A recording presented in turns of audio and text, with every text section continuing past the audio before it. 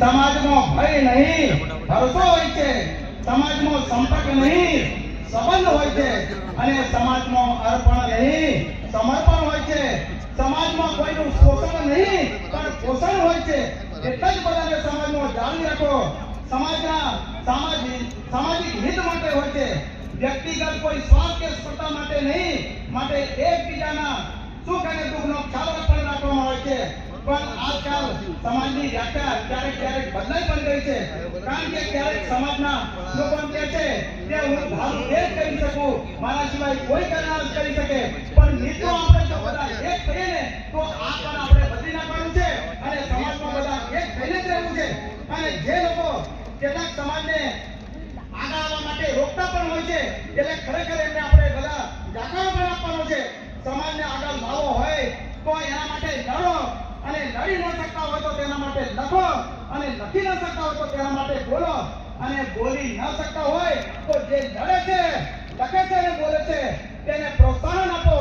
એટલે ખરેખર ક્યારેક ને આપણે અવરોધો થાય છે તો એનો આપણે દૂર કરીએ છીએ.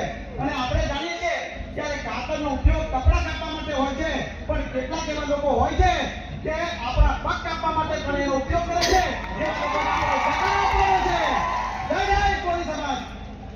સમાજના વિકાસ માટે આપણે મજબૂત સમિતિની જરૂર છે.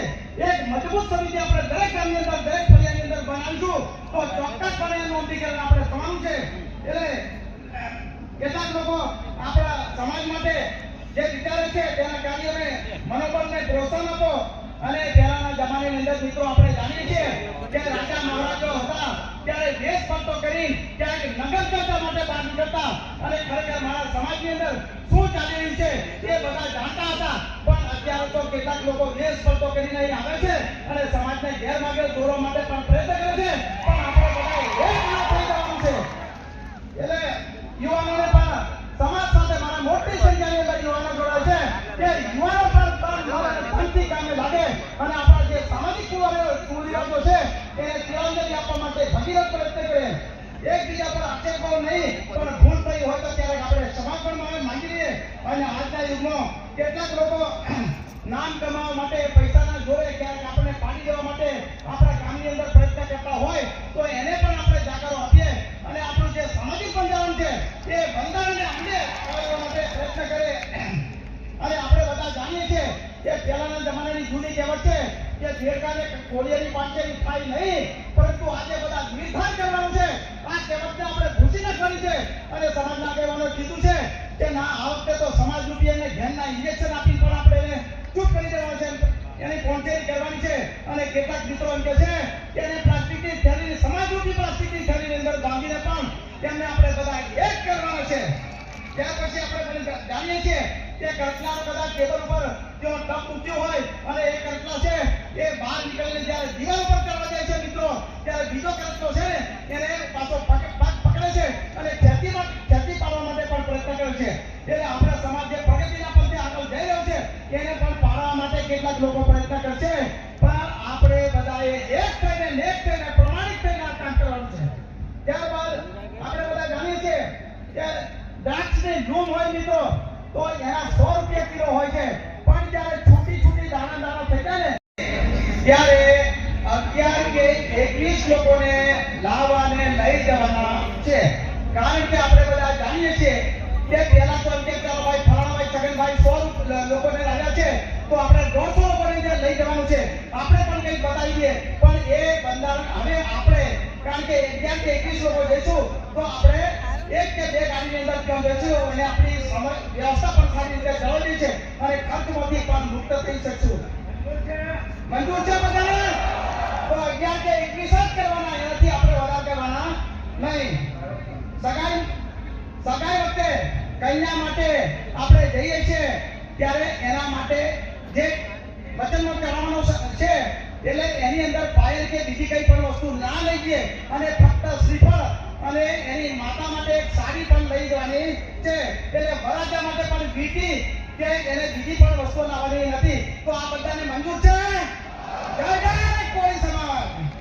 ત્યારબાદ આપણે જઈએ ત્યારે સુગલ પ્રસંગમાં જતા હોઈએ ત્યારે માત્ર ત્યાં જઈએ છીએ ત્યારે ત્યાં ચા અને ગોળ ધાણાનો જ ઉપયોગ કરવાનો છે.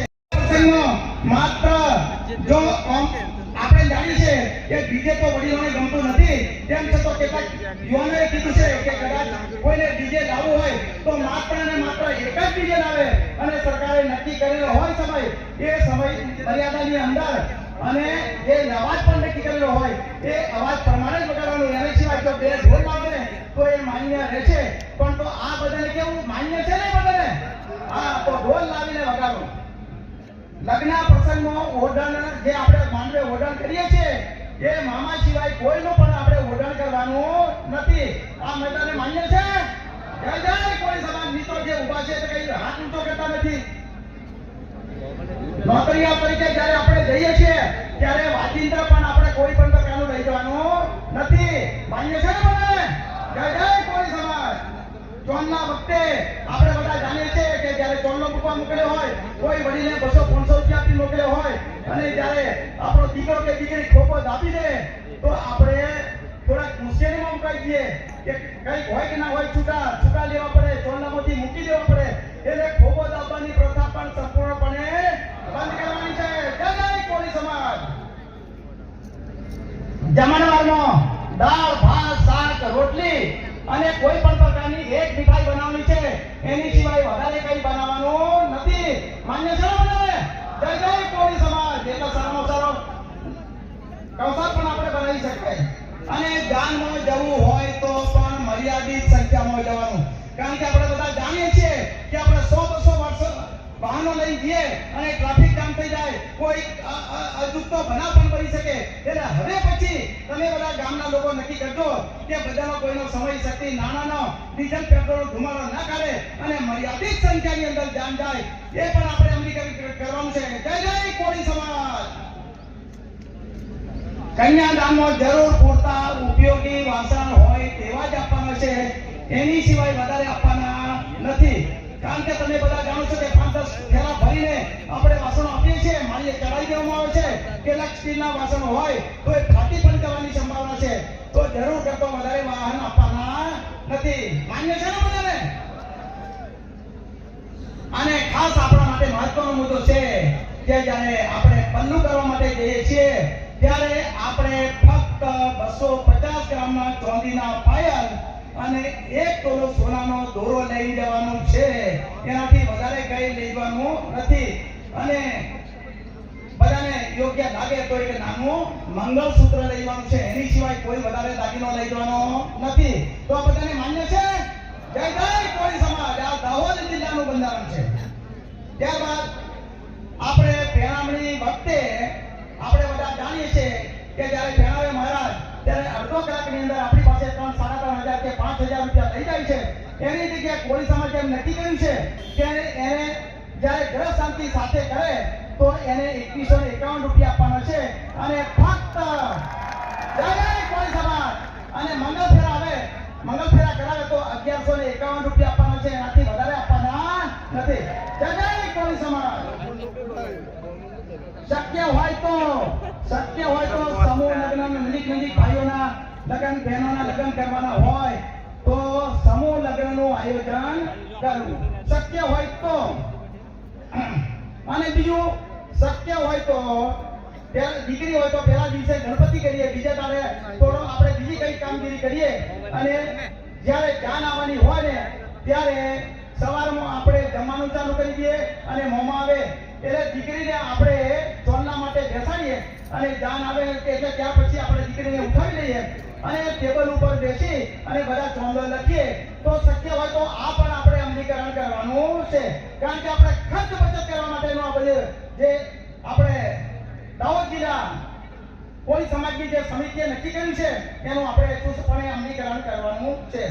ત્યારબાદ એ જ દિવસે આપણે બધા જાણીએ છીએ કે કન્યાને વળાવી દીધી હોય અને પાછળ આપણા જે છોકરીઓ હોય, સગા સંબંધીઓ હોય, બધા જ પાછળ 100-150 ની સંખ્યામાં ત્યાં જાય. એના કરતો તે દિવસે ન જતો બીજા દિવસે મર્યાદિત સંખ્યાની અંદર ફેરવા માટે જવાનું છે. બરાબર ને? જય જય કોળી સમાજ. એટલે તે દિવસે ફેરવા માટે જવાનું નથી. ત્યારબાદ કોઈ પણ સામાજિક કે ધાર્મિક કે અશુભ પ્રસંગે બીડી, સિગારેટ, તમાકુ, પાન, ગુટકા આવા વ્યસનોનો આપણે બહિષ્કાર કરવાનો છે. જય જય કોળી સમાજ, બરાબર માન્ય છે ને? તો આ પણ એનો ઉપયોગ કરવાનો નથી. શક્ય હોય તો દાગીના કે કપડાની પસંદગી વખતે કન્યાને ત્યાં લઈ જવાની નથી. કારણ કે જો કન્યાને લઈ જઈશું અને વેપારી આપણને 15 કે 20 હજારની સાડી આ બતાવશે અને કન્યા જો સાથે હાજર હશે તો એ કદાચ પકડીને એમ કે આ સાડી દેવાની, એટલે આપણે છૂટકો નથી. એટલે શક્ય હોય તો છોકરીને ત્યાં લઈ જવાની નથી. જેને પસંદ પડે એવી સાડી આપણે લેવાની છે.